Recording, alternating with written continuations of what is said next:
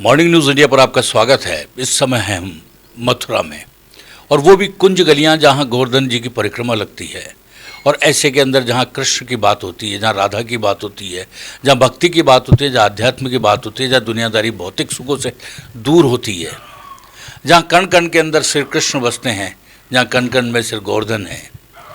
और इस धरती पर आने के बाद अपने आप में ऐसा लगता है कि हमने बहुत कुछ पा लिया। यूँ एक अलग से एक भावना हमारे अंदर आती है कि ये जो कुछ वास्तव में भौतिकता की तरफ हम भाग रहे हैं वो हमारा नश्वर संसार है। असली चीज़ तो वो है जो धर्म के साथ में, सनातन के साथ में आगे बढ़ सके, कृष्ण के साथ आगे बढ़ सके।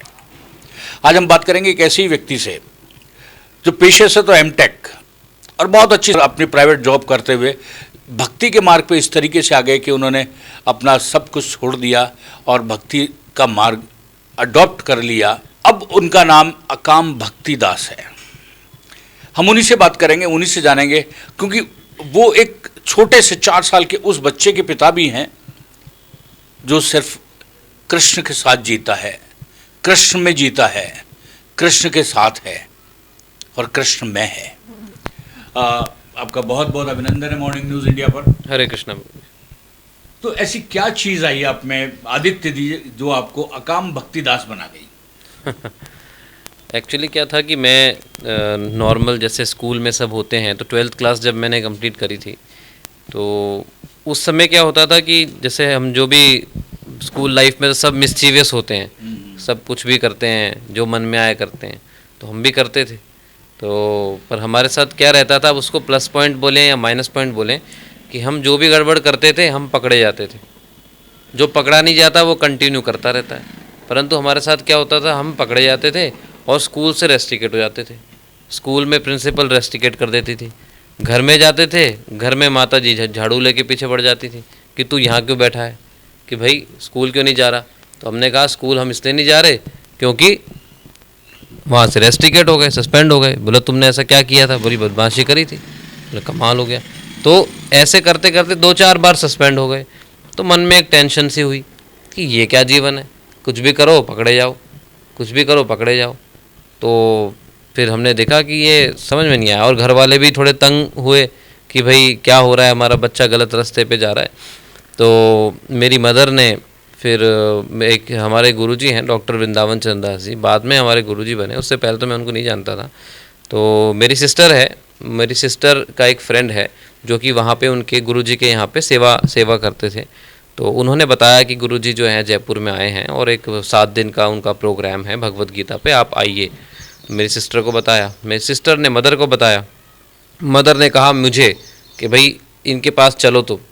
तो मैंने कहा देखो मैं बाबा के चक्कर में नहीं पड़ता, मुझे नहीं जाना कहीं भी गुरुओं के चक्कर में। तो मेरी मदर ने कहा नहीं नहीं चलना पड़ेगा तुम्हें। तो फिर मैंने मना किया कि नहीं नहीं मुझे नहीं जाना। तो वो मानी नहीं। तो मुझे कहा उन्होंने कि चलो तुम मुझे छोड़ के आ जाना वहाँ पे, जाना मत अंदर, मेरे को छोड़ के आ जाना। मैंने कहा ठीक है छोड़ आऊँगा।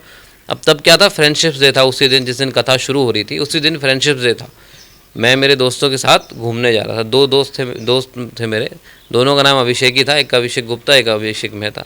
तो उन दोनों के साथ मैं घूमने जा रहा था दोस्त फ्रेंडशिप डे के दिन।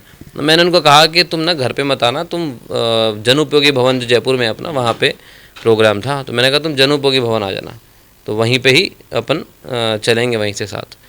तो मैंने देखा कि वो लोग आए नहीं, उनको मेरे मदर को छोड़ दिया, मैं बाहर वेट कर रहा था। तो मैंने फ़ोन किया क्या हो गया तुम आई नहीं। उन्होंने कहा कि हमारी गाड़ी पंचर हो गई, हम वेट करो थोड़ा, हम आते हैं। तो मैंने कहा चलो ठीक है। मेरी मदर पानी पीने के लिए बाहर आई, मेरी मदर ने कहा अरे तुम यहीं बैठा है अभी तक, अंदर तो आ जा, अंदर ही चल।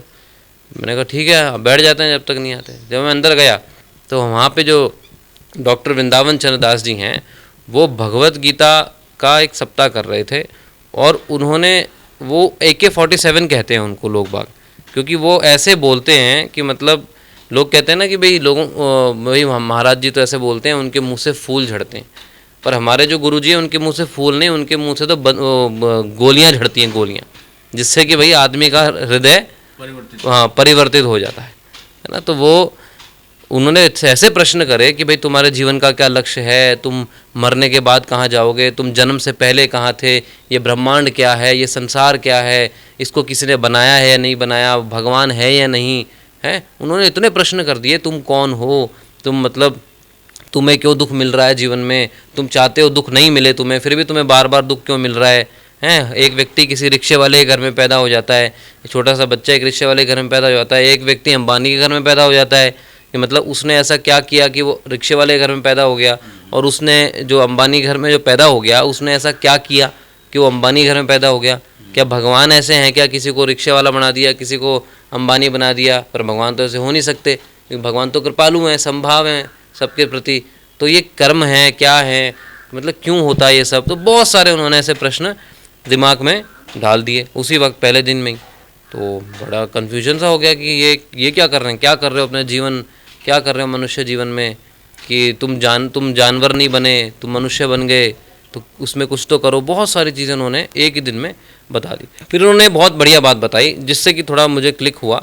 उन्होंने कहा कि एक शास्त्र है हितोपदेश, वो कहता है आहार निद्रा भय मैथुनम सामान्य मेतद पशु भी नरानाम, कि आहार मतलब खाना, आहार निद्रा मतलब सोना, भय मतलब बचाव करना, और मैथुनम मतलब बच्चे पैदा करना, कि चार प्रकार, ये चार जो चीज़ें हैं आहार निद्रा भय मैथुनम सामान्यम एतद पशु भी नरानाम, पशुओं में और नरों में ये सामान्य है, बिल्कुल सेम है। धर्म ही एको विशेष है, धर्म ही एक विशेषता है, धर्महीना ते पशु भी समाना, कि आहार निद्रा भय मैथुनम, खाना सोना बच्चे पैदा करना बचाव करना, ये तो मनुष्य और जानवर एक ही कार्य करता है। मनुष्य भी यही कर रहा है, चार कार्य के लिए जी रहा है, और जानवर भी चार कार्य के लिए जी रहा है। तो अगर मनुष्य केवल इन चार कार्यों के लिए ही काम करेगा तो जानवर और मनुष्य में कोई भेद रहा नहीं। तो मनुष्य को ऐसा कौन सा पांचवा कार्य है जो उसको करना चाहिए, जो जानवर से उसको भिन्न बनाता है? तो उन्होंने अगली लाइन बोली, धर्म ही एको विशेष है, धर्महीना ते पशु भी समाना, कि धर्म ही एक विशेषता है, मनुष्य को धार्मिक होना चाहिए, अगर वो धार्मिक नहीं होगा तो वो पशु के समान है। अब प्रश्न उठता है धार्मिक का मतलब क्या होता है? तो लोग सोचते हैं कि भाई धार्मिक का मतलब है मंदिर जाना धार्मिक हो जाता है। तो मंदिर तो एक कुत्ता भी चले जाता है बाहर, है, बंदर भी चले जाता है, और छिपकली तो मंदिर में 24 घंटे रहती है। तो क्या वो धार्मिक हो गई? क्या वो हिंदू हो गई? क्या वो सनातनी हो गई? नहीं। इसका मतलब क्या है कि देखो समझाता हूँ मैं आपको। उन्होंने बताया कि हर धर्म की एक पुस्तक होती है, जो फिलॉसफी, जो सिद्धांत होता है, उसको व्यक्ति जो पढ़ता है, समझता है, जीवन में लगाता है, तो वो उस पर्टिकुलर धर्म का कहलाता है। जैसे कुरान है, अगर कोई कुरान पढ़ेगा, उसको, उसके प्रिंसिपल को लाइफ में लगाएगा, तो वो इस्लामिक कहलाया। इसी तरह बाइबल को जो पढ़ेगा वो क्रिश्चियन कहलाया।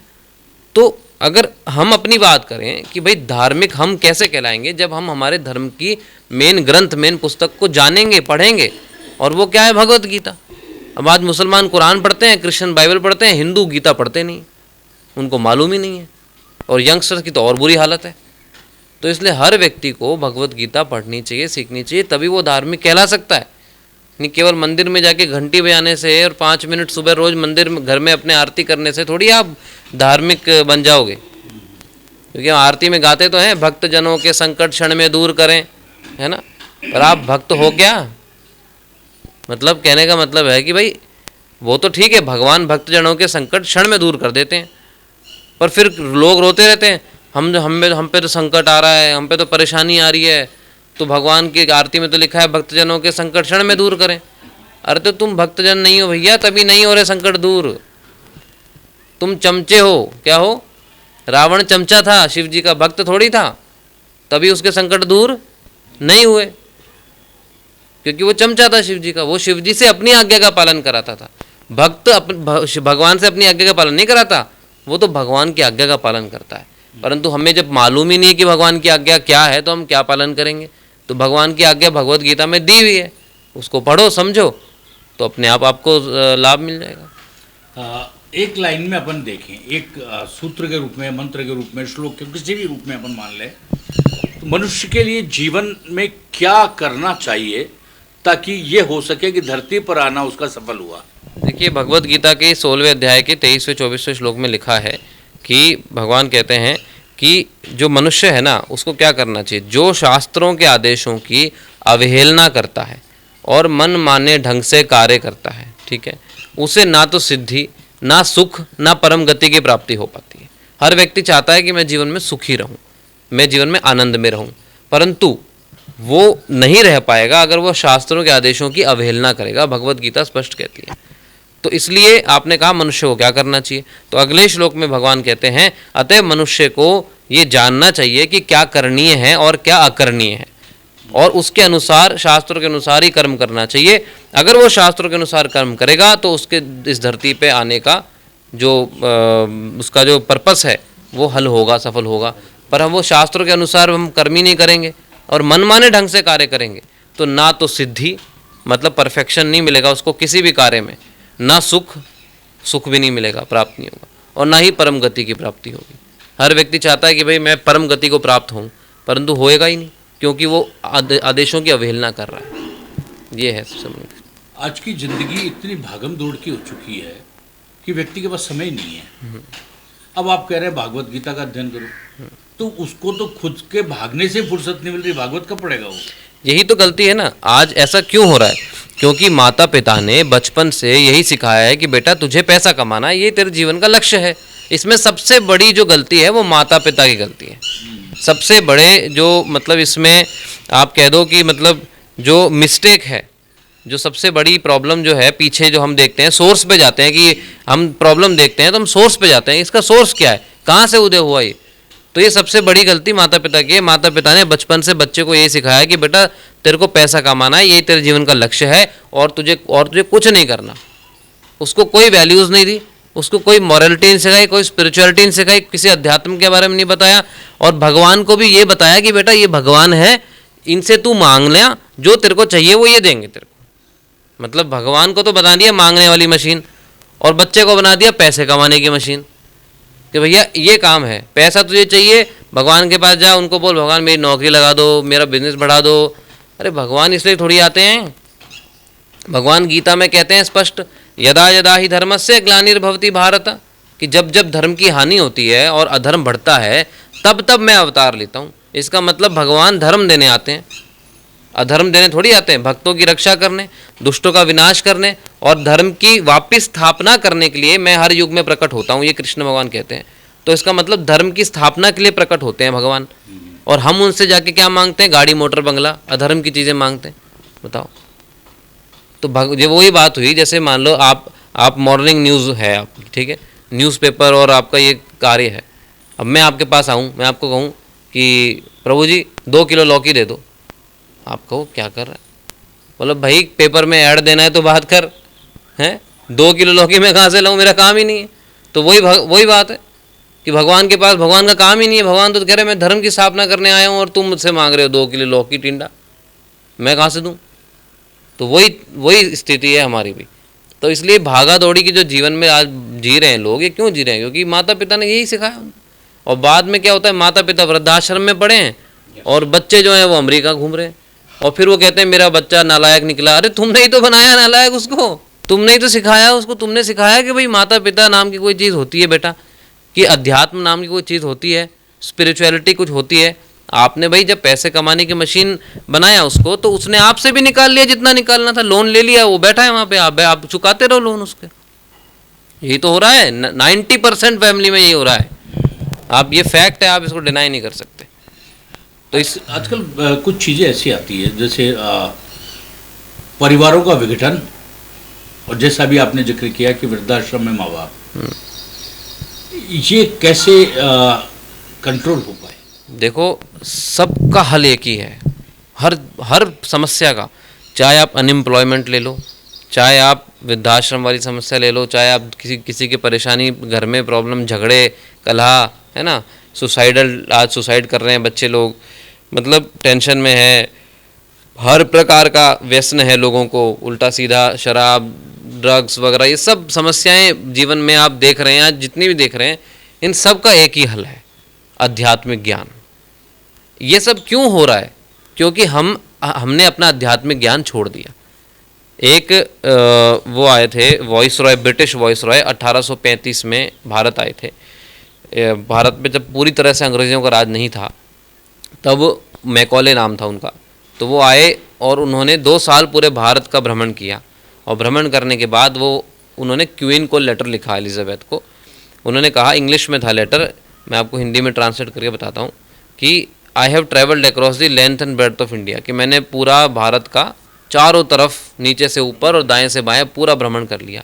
आई have not scene one person who is a bagger और अ थीफ, मैंने एक भी ऐसा व्यक्ति नहीं देखा जो कि चोर हो या जो भिखारी हो, मतलब जिसको किसी चीज़ की ज़रूरत हो उसको सब, मतलब यहाँ पे सब लोग इतने संपन्न थे, कोई दिक्कत कोई प्रॉब्लम नहीं, हर व्यक्ति सम्मान करता था अपने माता पिता का, हर व्यक्ति हर तरह से अच्छा था, है ना, कोई व्यसन नहीं था, सब बहुत अच्छा था। फिर क्या बोला उसने, I have travelled across the length and breadth of India, I have not seen a person who is beggar और thief, this country has got such high moral values, people of such calibre, क्या calibre है यहाँ के लोगों का, क्या moral value है, that I do not think, मैं सोच भी नहीं सकता, that we would ever conquer this country, कि हम कभी इस कंट्री पर राज कर सकते हैं, हम नहीं कर सकते इस पर राज, ये बोला उसने। फिर क्या बोला, अनलेस, पर एक वो कहते हैं ना किंतु, जैसे मैं आपको कहूँ कि मैं आपको 10 लाख का चेक देता हूँ, किंतु आप बोले किंतु क्यों लगा दिए यार, चेक दे दे, किंतु इंतु मत लगा, तो उसने भी यही किया, किंतु unless we break the very backbone of this nation, हम इनकी रीढ़ की हड्डी नहीं तोड़ देते जब तक हम इन पर राज नहीं कर सकते। और वो क्या है, इनका स्पिरिचुअल एंड कल्चरल हेरिटेज, इनका जो विरासत है ना, इनकी जो आध्यात्मिक विरासत है, जो इनके वेद हैं, पुराण हैं, इनके शास्त्र हैं जिन पर इनको ज़बरदस्त भरोसा है, जिसकी वजह से इनकी यूनिटी बनी हुई है, इन शास्त्रों की वजह से, उसको तोड़ दो। अब उसको तोड़ें कैसे, उसका भी तरीका उन्होंने बताया, that we should replace their old and ancient education system, इनका जो बहुत पुराना एजुकेशन सिस्टम चला आ रहा है सदियों से, जो गुरुकुल सिस्टम है, उसको तोड़ दो, नींव हिला दो इनकी, तो फिर हम इन पर राज कर सकते हैं। और उन्होंने ऐसा ही किया। उस वक्त हमारे लाखों गुरुकुल थे भारत में, 7 लाख गुरुकुल तो साउथ इंडिया में है, ऐसे बताते हैं उस वक्त थे, और हर जगह मतलब गुरुकुलों की शिक्षा दी जाती थी। बच्चे बचपन से ऐसे कैलिबर के होते थे, मॉरल वैल्यू होती थी, स्पिरिचुअल वैल्यू होती थी, कि उनको कभी ये समस्या आती नहीं थी जो आज हमारे भारत में आ गई है। और उन्होंने ये गुरुकुल तो हटा दिए और केवल अपना इंग्लिश एजुकेशन सिस्टम उसमें डाल दिया। अब आप स्कूल में जाओ, देखो स्कूल में आपको क्या मिलता है, अंग्रेज़ी, chemistry, Hindi, physics, science, mathematics, ठीक है, ये सब क्या है, ये सब तो शरीर के ज्ञान के बारे में बताती है। क्या फिज़िक्स आपको बताती है कि कैसे जीवन में आनंद प्राप्त कर सकते हैं? क्या केमिस्ट्री बताती है कि भाई इस तरह से ये 2-4 केमिकल बना के देख लो, आनंद मिल जाएगा जीवन में? नहीं। कोई भी साइंस, भौतिक साइंस, मटेरियल साइंस ऐसी नहीं है जो हमें जीवन के लक्ष्य के बारे में बताए, जो हमें ये बताए कि मनुष्य जीवन में क्या करना चाहिए, ये जीवन मिला क्यों है। ये तो भगवत गीता बताती है, शास्त्र बताते हैं।